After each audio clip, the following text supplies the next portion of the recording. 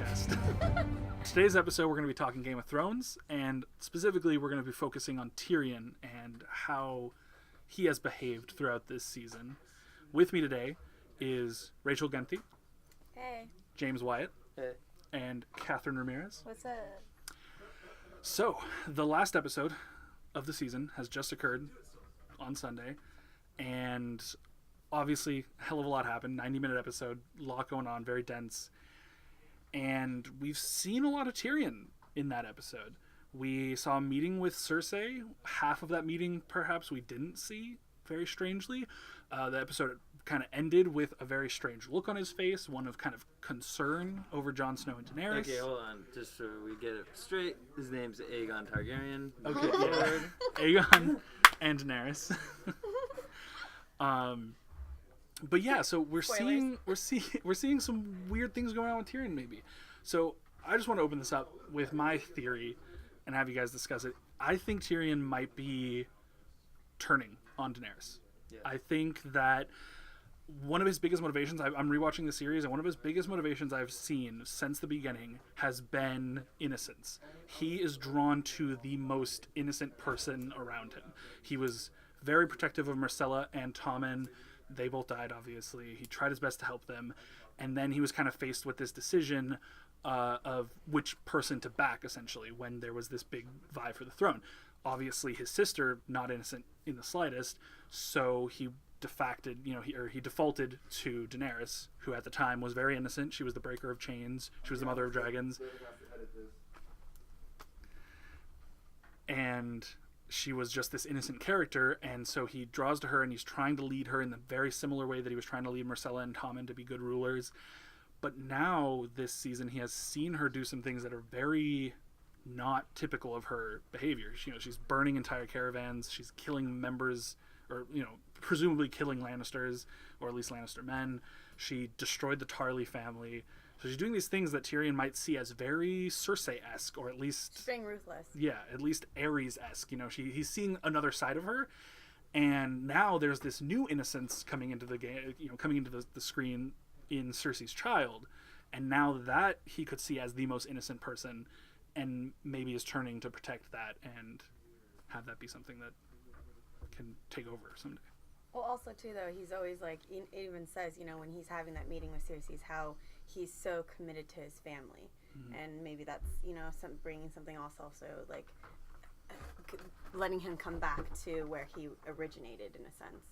Yeah, after the episode where the Dothraki came for the Tullys and also the Lannisters, after you saw Tyrion when he was walking through, when everything was all burnt up and it was all black, when he was walking through that, looking at all the dead men, that's when I noticed his face kind of change, and I could tell that he was kind of like, he was realizing that these were his family, basically. These were his fellow Lannisters, and now he was turned on them, and now they were dead. So I think that is starting to take a toll on him. But at the end of the day, I think he is going to be loyal to Daenerys. So I feel like it'd be weird if we didn't see him be conflicted about these things. I mean, about his family and about the Lannisters and everything involved with it.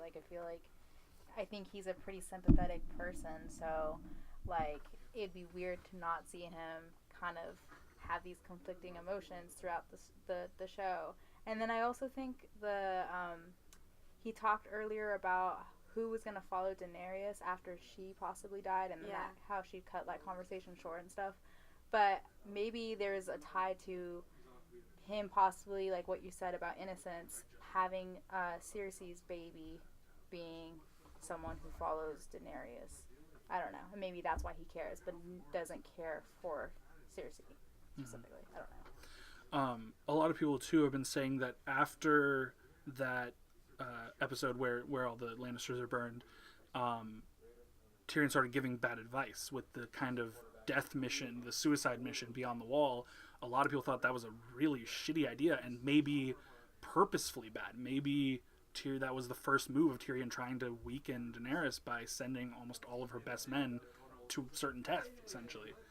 And that might have been this his first kind of ploy to test her and maybe even then why'd he go follow after Cersei to go after the first attempt foiled, when they right after the Wyatt was killed, and she was in Aegon Targaryen didn't bend the knee, or didn't say to Yuri bend the knee to Daenerys. I mean, that was his first opportunity to talk to Cersei alone, like under the guise maybe of convincing her. It was his first opportunity to go, and again, we didn't see half that conversation. It definitely cut out before the conclusion, and a lot of times in Game of Thrones, things that happen off screen are very important, and we're not shown stuff on purpose because it means something else. Like if we don't see someone die on screen, it almost always means they didn't actually die, you know, and so on and so forth. But I think it's curious that your first podcast you want to do Tyrion.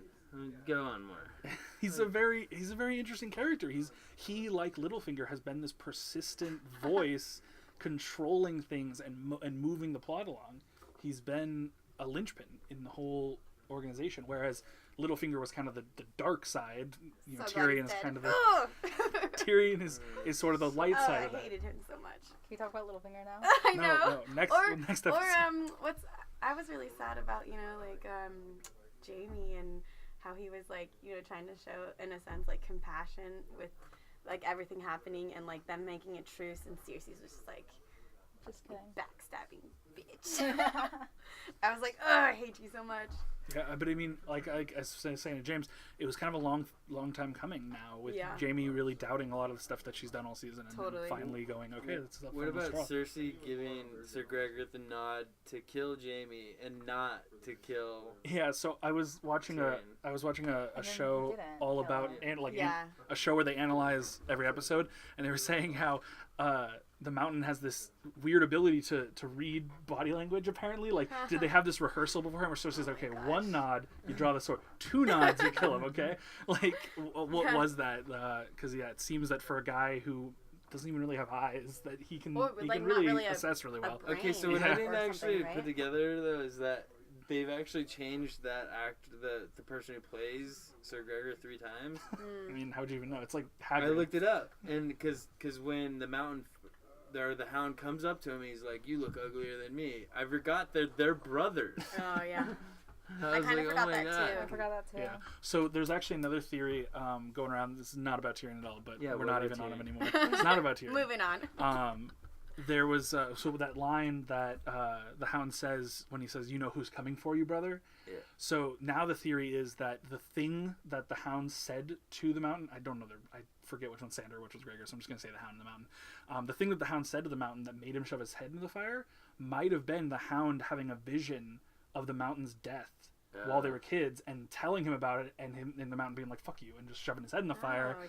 And that's why he's referencing it, saying, "You know who's coming for you," because he might have been having these visions in the fire for a really long time. Oh shit! So pretty interesting. I mean, it might not play out like that. I but mean, it's the pretty whole thing interesting. too with like that one scene where the Hound looks into the fire. Right. So that sort of could. Yeah, he you has know, a connection. Yeah, he definitely has a obviously, connection. to And that'll the happen. theory is it might not be a new connection because the Lord of Light. him and his relationship with fire has definitely been a lifelong thing. The So, Lord of Light, you mean? Lord of Light, Raylor is his name This might be actually. Dumb question, but so you know how there's like the ice dragon or whatever, the fucking White Walker dragon now at the end. You know how he's like destroying the White Wall? Like, what is it? Fire or ice? So he's that was using a big to thing. destroy It's it? electricity It's- water. What? Yeah, That that's freezes. what it That's looked what like. it looked like. That's what Okay, it and then looked the like. noises that Blue were coming fire, out guys. of it. Yeah. Fire. What? Yeah, it's blue. Is it Ice blue wouldn't fire? break down the wall. It wouldn't make sense for ice to break the wall. It So was water. it was either fire or it was just White Walker magic. A lot of people think that the dragon itself can't breathe fire anymore, but the Night King can channel his magic through the dragon like a staff. Either way, it's some sort pump it of. out. Interesting. Doesn't really. Yeah, it's That would it's be magic. weird. It's fucking magic. Like the show has purposefully not defined magic so that they can do whatever the fuck they want with it. You know, Yeah, it's almost. So let's talk an more about ambiguous Tyrion. thing. Yeah. Okay, let's go so into Tyrion. he really has developed a lot. I mean, every I love character, him as a every character character. has He's great. obviously Everyone loves him, developed yeah, and for like sure. a lot. But Guys always so sad. do you think he's in tune and as smart as like he makes it seem? Because a lot of his plans have foiled on him so far. I think he's Clever, intelligent, but I clever. think he's conflicted emotionally. I think he's really bad at like deciding how he feels. So while he's really smart, he also is like, yeah, I know how to win this battle, but I don't know if I want to win because it means killing Lannisters or whatever the Killing conflict innocent is. people, Yeah. maybe. So it's like he might be smart enough to know all this stuff, but he might be conflicted. He might not have the emotional intelligence to really make these hard decisions, which is the same thing we saw with Daenerys. It's the exact same thing. Daenerys had all this power and has all this power, but she's also really morally conflicted. She doesn't want to just burn down cities. She doesn't want to be the queen of ash, like she said. I'm just kind of thinking about it right now. The only Lannister really thriving right now is Cersei, because she's like totally like decided, okay, I'm gonna step and fill that void my father did, and being like the ultimate Lannister and like plotting everything out. Jamie is like slowly but surely becoming just like this sad guy who doesn't. Yeah. And like, and then He's Tyrion becoming Jon is, Snow pretty much. I mean, Mopey. Tyrion. I'm glad that both Tyrion and Jamie are just not as arrogant as they were in the beginning. Like, they've definitely been humbled throughout, but. Well, and Cersei also has the upper hand because Daenerys can't have children that she knows of, and Cersei's is pregnant, so she can actually continue a bloodline where. Yeah, there's Daenerys also a right theory based on a prophecy in the book that was told to Cersei early on. It was on the show too. The prophecy was in the show too. Yeah, it was an episode. That her little Okay. brother's gonna kill her? Yeah, and that she's only gonna have 3 children though. So Yeah. the whole prophecy was that she's gonna have 3 kids. They're all going to die, and after the third one dies, her little brother will wrap his hands around her neck and choke her to death. Essentially, there was more fancy words, but so a lot of people think that there's a lot of theories surrounding this. So one is she's just gonna miscarriage because she's not supposed to have a 4th child. Yeah. Another one is that technically this 4th child is a little brother because it doesn't clarify which little brother. Technically Jamie is her little brother. Technically Tyrion is her little brother. But also this baby is the little brother to her other children, and that maybe she might die in childbirth, and both her and the child might die, and in that way he's killing her. Did you say the final theory? And what final theory? Jamie dies, fighting the White Walkers. Arya gets his face, goes back down there to Cersei, dressed as Jamie, and kills her. I mean, at this point, so the thing with Arya is at this point, I don't really know what she's gonna do because she's I don't see Okay, her. she's So not cool, as though. crazy So as cool. Yeah. she's not as Badass, crazy though, as we all Yeah. found out. She's True. not like as loose True. cannon, and But- actually she's very cold and calculated. Oh, Yeah, but my that's thing true. is, I don't see Arya fighting White Walkers. I don't see that happening. No. It just doesn't make sense. And I mean, I don't really see her getting all the way to the capital to kill Cersei. I don't see her being the one to stab Cersei. So it's like, I really don't know what they're going to do with her. I mean, I think she's definitely gonna stay in Winterfell because the whole scene with her and Sansa about like how a pack has to stay together. But also that really devalues her whole arc, which has been just killing Cersei. Like, that's all she's wanted since season 2. Like, or, season 1, really. As soon as she saw Ned Stark die, all she wanted was Joffrey and Cersei dead. Honestly, that's been with her Arya only goal. killing and her vengeance listing, pretty guy. I mean, Yeah. Littlefinger pretty much, I think, solved a lot of those. Yeah, that's true, but I think she still definitely has some hatred for Cersei and definitely wants her dead. And I feel like if she doesn't even try, it really devalues that. Where I don't know. Again, I have no Yeah, she's theories gonna about kill her. someone. Yeah, I don't know what she's gonna do. So I was kind of confused on the switch between like Littlefinger and Sansa being mad at, genuinely being mad at Arya, and then Arya and Sansa being like, Yeah, so the figuring it out timeline, and it's Littlefinger. another timeline thing, and this has been an issue for the last like 2 seasons where we really don't know how much time is passing. It's just kind of like random. Like when they leave for the Wall, that's supposed to be like a month-long journey, but like they were there and back, and Gendry's Raven had like jetpacks and somehow Yeah, got that the was word back to crazy. Daenerys. So it's like timeline issues have been a big Or he problem. what was the guy, the Gendry? bastard? Yes. Yeah. He like ran. Yeah, he That like was- ran all the way to the Wall in like an hour. Like what? Yeah, that was funny. But the general consensus, I believe, with Arya and Sansa is that they had been meeting and conspiring ever since Arya first found the note. Like, Arya knew that Littlefinger planted the note for her to find. She knew from moment 1, started meeting with Sansa and talking about it, and they had come together to decide that Okay, they but should do it. remember that That's conversation just what that people only think. Sansa and Arya had together, where they were like, where she was talking about the note? That wouldn't make sense because Littlefinger wasn't there listening. At least not what they revealed. Yeah, to so us. that, I mean, that could have been So- early on, and then after that, it was like that a was test for after. Sansa. Well, I was wondering too. Like, I don't know. I was just kind of like waiting for a moment where like Arya was gonna like be playing, have a face on Yeah, or that's what I something, thought, and that too. just like never happened. And I was like, whoa, what? I was like actually kind of taken back by that. What I was like, expecting, oh. I had a lot of moments that I was like, are they going to do this in that episode? And what I was expecting was the like random knight that came and picked up Littlefinger to take him to the room, Oh, or yeah. picked up. Yeah, it was like some random knight who talked to Littlefinger at one point. I totally thought it was going to be They gave Arya. the note.